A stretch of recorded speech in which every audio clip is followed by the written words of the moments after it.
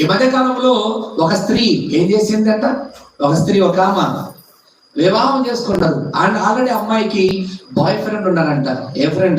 Boy friend ఉన్నారంట. Boy friend ఉండగానే అమ్మాయికి పెళ్లి అయిపోవడం 2-3 సంవత్సరాలు అయిపోయింది. హనీమూన్కి వెళ్ళిపోతున్నారు. ఎక్కడ? మేఘాలయకు. శిలాంగ్ మేఘాలయ హనీమూన్కి వెళ్ళిపోగానే అక్కడ ఏం చేసింది అమ్మగారు?